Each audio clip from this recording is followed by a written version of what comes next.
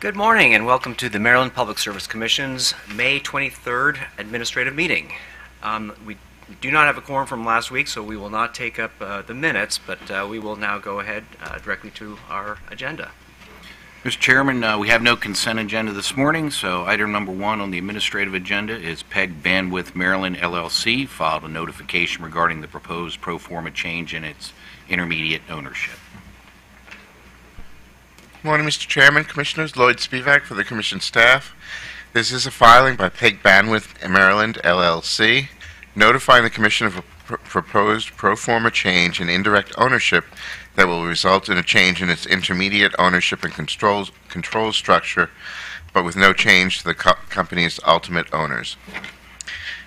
PEG Maryland is a Delaware limited liability company and a wholly owned indirect subsidiary of Unity Group Incorporated, a publicly traded company with a principal offices in Mobile, Alabama. PEG Maryland is primarily a wholesale carrier providing telecommunications services to providers of wireless telecommunications as well as other carriers. In Maryland, PEG Maryland is authorized to provide resold and facilities-based local and inter-exchange telecommunications services pursuant to authority granted by the Commission in 2013. The effect of the transaction that the Commission is being notified of is to remove one of the existing limited partnerships from the chain of ownership connecting PEG Bandwidth Maryland to the ultimate owners. The filing lists several reasons why the transaction is in the public interest, which staff does not dispute. Under the Public Utilities Article, Sections 5-203 and 6-101, transactions occurring between telephone companies and entities that share 50% or more common ownership with that telephone company operating in Maryland do not require Commission approval. Staff recommends that the Commission note the transactions. Thank you. Are there any questions for staff? Is there a motion? Yes, Mr. Chairman. I move that the Commission note the transaction. All in favor? I'm sorry, is there a second? Second. All in favor? Aye. Opposed? Motion carries. Thank you, Commissioners.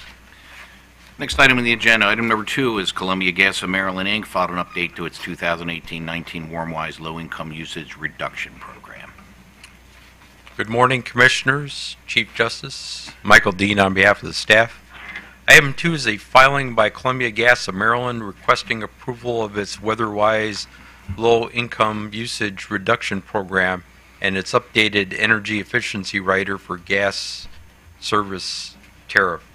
Under Public Utilities Section 7-211, a gas company shall develop and implement programs to encourage and promote the efficient use and conservation of energy. In determining whether a program or service encourages and promotes the efficient use and conservation of energy, the Commission is considered impact on jobs, environment, rates, and cost effectiveness.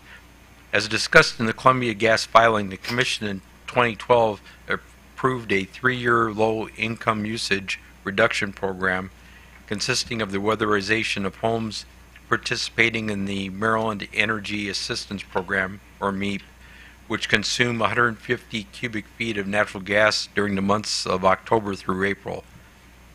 This program was budgeted at $90,000 per year.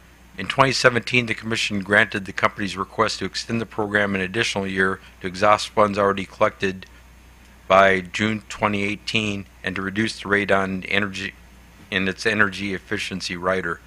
The current Columbia Gas filing proposes to extend the Weatherwise program for 1 year to complete 17 homes during the 2018 through 2019 program year, consisting of MEAP eligible participants with an average monthly usage of at least 150 therms during the winter heating season.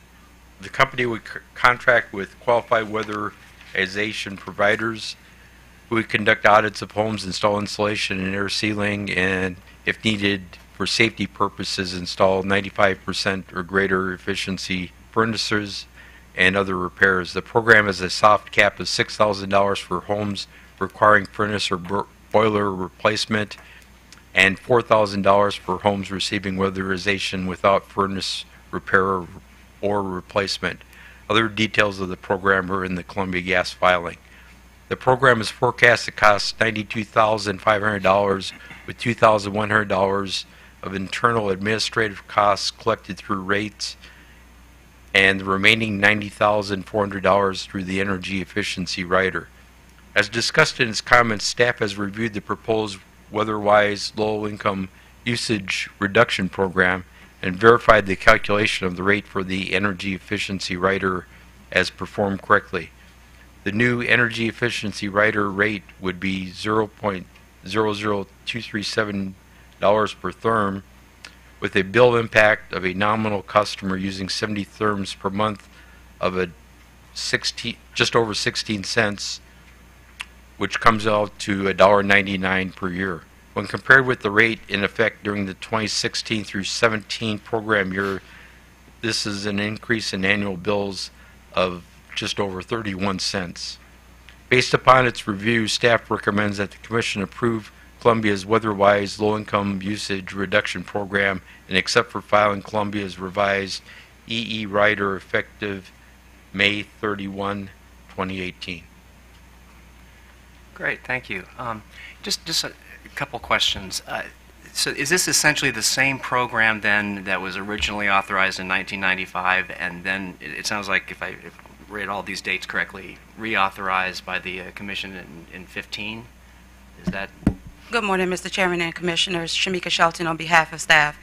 Yes, with some tweaks to the program yearly. This program is typically operated and reviewed by the Commission on a yearly basis.